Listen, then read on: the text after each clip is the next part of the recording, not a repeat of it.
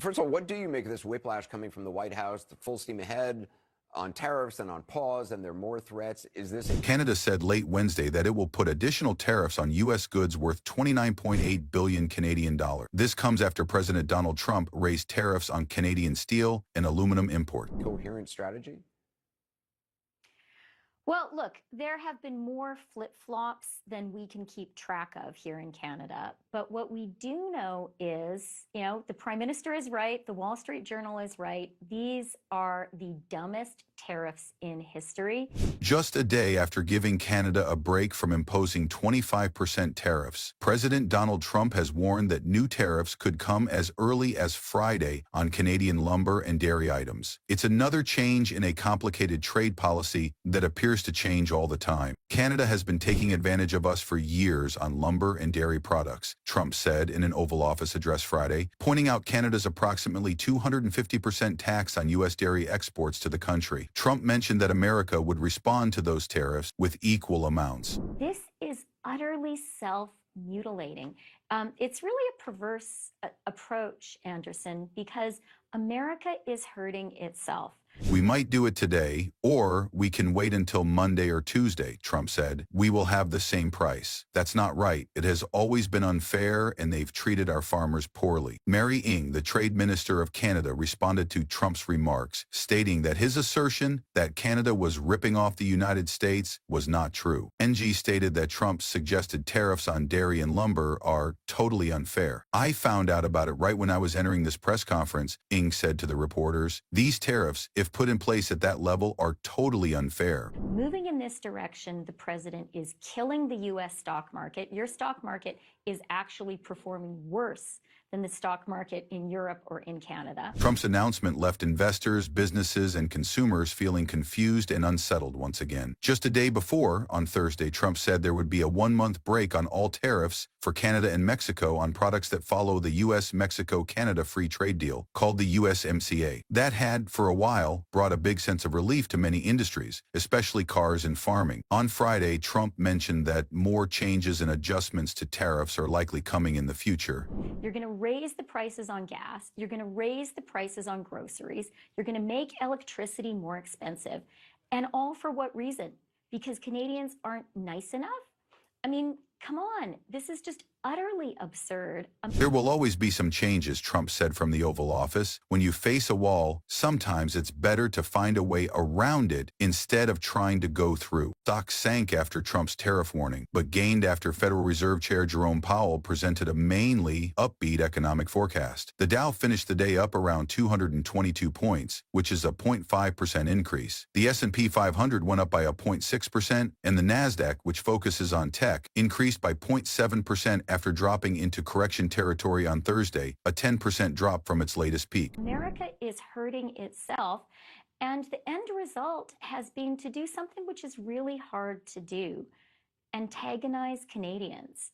Since Trump became president, markets have dropped a lot, with the NASDAQ seeing the biggest falls. The S&P 500 has dropped around 3% since Inauguration Day, mainly due to worries about the economy. The market is struggling to understand the complex game that Trump and his team are playing, said Michael Block, market strategist at Third Seven Capital. This complex chess game is not going well for the expert. There might be a reason behind the chaos. He could be trying to mix up world leaders, but the market is saying, please don't mix things up for us. We're not fans of this. There is this wave of patriotism in Canada right now, the likes of which I have never seen in my life.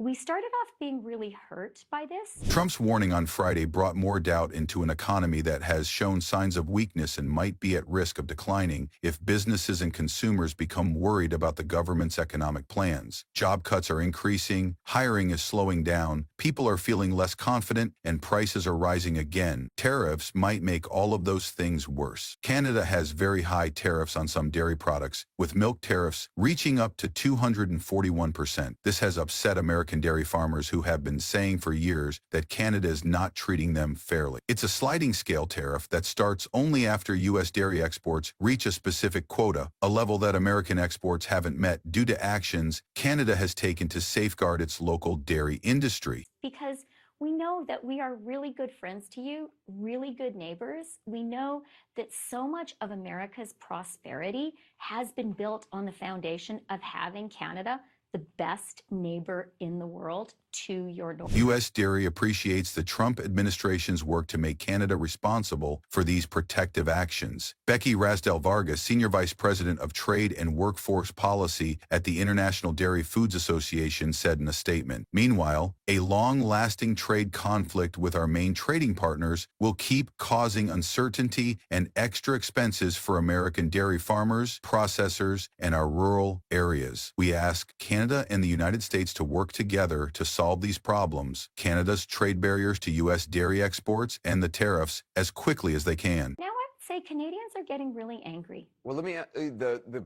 president has, you are a candidate to be the next prime minister of Canada. The president has attacked you personally, calling you a, quote, whack, and claiming credit for your resignation as finance minister and deputy prime minister. In 2023, a trade dispute panel decided that Canada was right, saying that the high import taxes were not against the USMCA. Wisconsin Democratic Senator Tammy Baldwin criticized the decision, saying it was putting too much pressure on her state's dairy industry. Dairy farmers in Wisconsin put in a lot of effort every day to offer top-quality products, and they should have fair competition with their global rivals, Baldwin stated after the decision in November 2023. This choice goes against the deal our country made with Canada and puts our Wisconsin dairy products in a tough spot. Well, Anderson, I and the vast majority of Canadians consider that name-calling by the president to be juvenile, but also a compliment.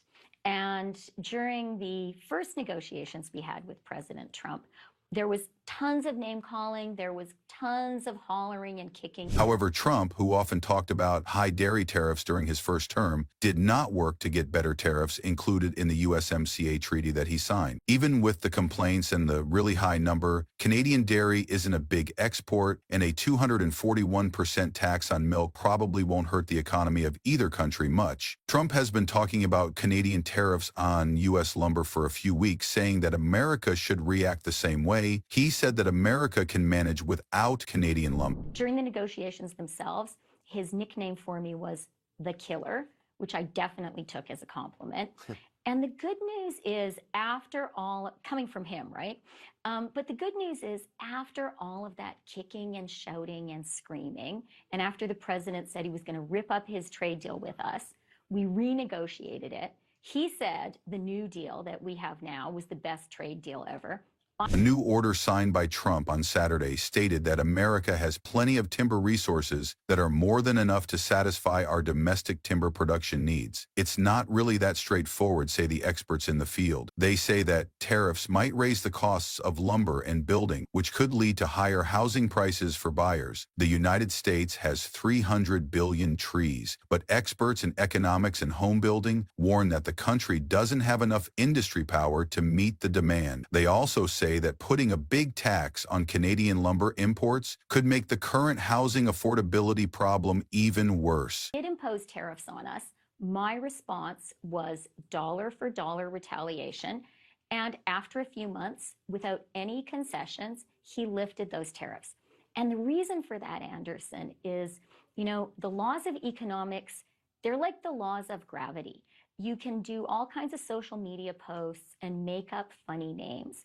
But at the end of the day, the laws of economics. Wood is an important part of building homes in the U.S., and the country gets around 30% of the softwood lumber it needs each year from Canada. Wood imports from Canada already have extra fees of 14.5% added to them. This trade conflict started on February 1st, 2025, when President Trump announced a 25% tax on all goods coming from Canada and Mexico, except for Canadian oil and energy products, which faced a 10% tax. The government explained these actions as ways to lower the U.S. trade gap and to encourage nearby countries to improve border safety against illegal immigration and drug smuggling, especially fentanyl. Prevail.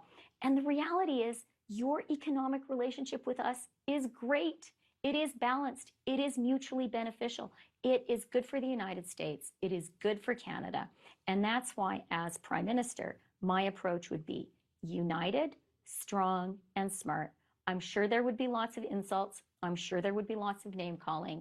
And I'm also sure at the end of the day, Canadian Prime Minister Justin Trudeau and Mexican President Claudia Sheinbaum both said that tariffs are not fair. In reply, Canada put a 25% tax on $30 billion of U.S. products, with plans to increase this to $125 billion.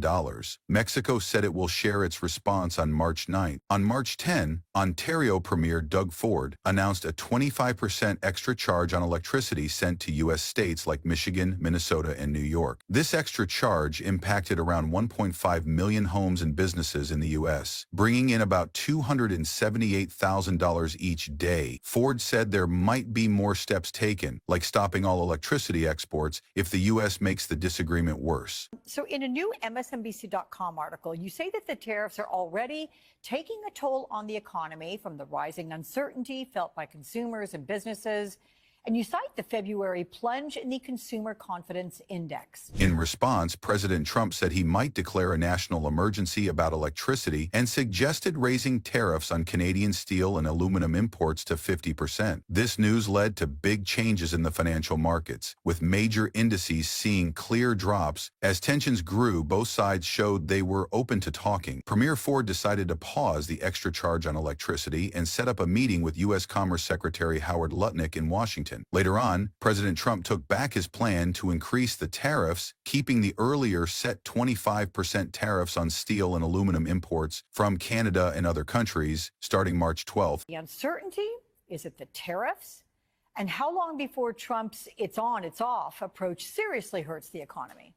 The current trade disagreement has brought up worries about how it will affect both economies. The Bank of Canada is expected to lower its main interest rate for the 7th time in a row, bringing it down to 2.75%. This decision comes as trade policy uncertainties are affecting the stronger-than-expected economic growth. Companies have put off spending and bringing on new workers, which has caused a drop in trust among shoppers and businesses.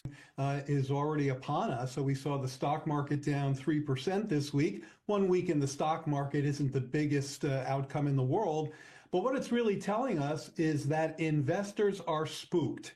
And investors are spooked by precisely what you just accurately called the whiplash of this back and forth. Money markets have been very affected by these changes. The first news about higher tariffs caused big drops in major stock indices, showing that investors were worried about possible inflation and problems with supply chains. Even though markets are starting to bounce back after the efforts to calm things down, the situation is still changing, and investors are watching the upcoming talks and policy news closely. The trade tensions arise at an important moment for Canada, as Prime Minister Justin Trudeau gets ready to hand over power to his successor, Mark Carney. Carney, who took charge of the ruling Liberals, said he would talk about the issue with President Trump only after he becomes Prime Minister. So at this point, these tariffs, whether they've been administered or proposed, are deeply unpopular with producers, the car companies themselves. The American car companies that were supposed to be helped by these tariffs were the ones that went to the White House and asked for this reprieve. Investors, as we've discussed. In the U.S., President Trump has received both backing and disapproval for his strong trade policies. Supporters say these actions are needed to keep American businesses and jobs safe, while opponents caution about possible bad effects on shoppers and the overall economy. The government has highlighted using the U.S. economy to get good deals, while ongoing trade and immigration problems keep putting pressure on U.S.-Canada relations. And consumers who uniformly view them as raising their prices. As both countries get ready for important talks, the world is paying attention, knowing that the results could greatly affect global trade patterns. The situation is serious, with businesses and people on both sides of the border wanting a quick and friendly solution to the problem.